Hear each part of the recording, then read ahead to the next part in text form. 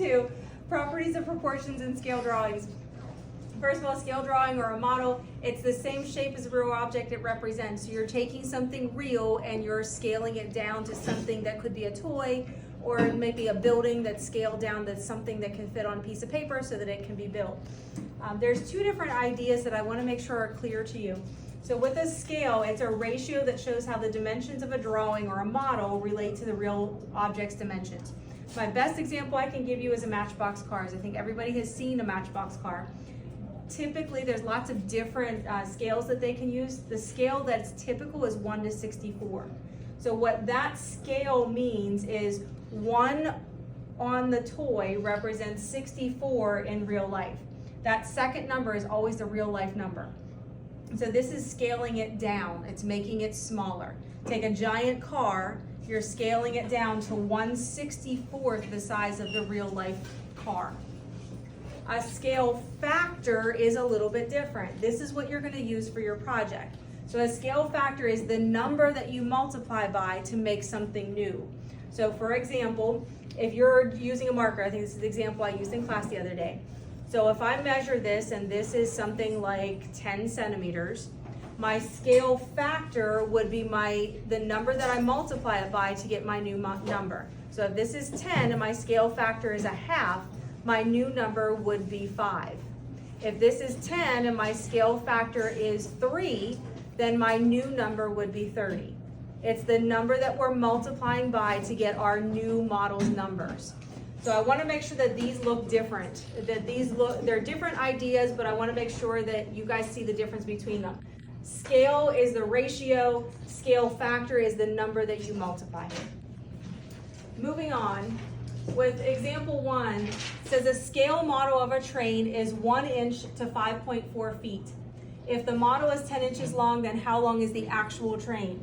Always start with what's given to you first. Remember, the model is the first number, the real life number is always your second number.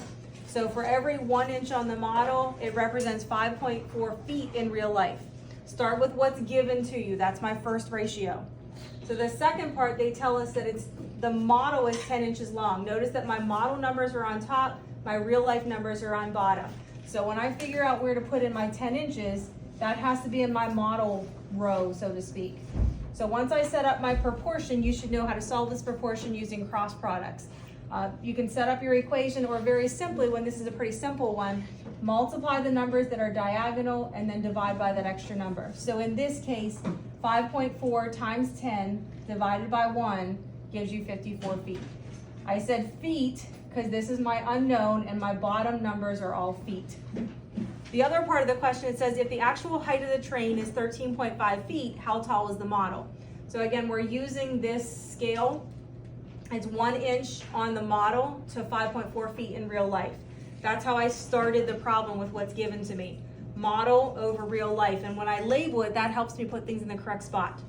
They're telling me that the actual train height, the real life number, is 13.5. My real life numbers go on bottom. The model number is what I'm looking for. So a similar situation, we're going to multiply the numbers that are diagonal, 13.5 times 1, and then dividing by that extra number, that gives me 2.5 inches. Because the model's on top, top numbers are inches, so that's where that inches came from. Properties of proportions. The first 2 are pretty self-explanatory. Well, you know how to solve proportions by using cross products. So if you look at this cross product is A times D equals B times C. This means the same thing because the cross products are the same. A times D, B times C. So you can rearrange them and still have the same equation when you do the cross products. Same thing in this scenario. A times D, B times C. A times D, B times C. So they look different, but the property tells you that they mean the same thing because the cross products are the same. This one is a little bit different. So these are all different numbers, that's why we have different variables. Look at what happens from here to here. Whatever that denominator is added to the numerator. Whatever the denominator is added to the numerator. So that shows you that this means the same as this. Let's look at some examples. So in the black, this is what's given to you.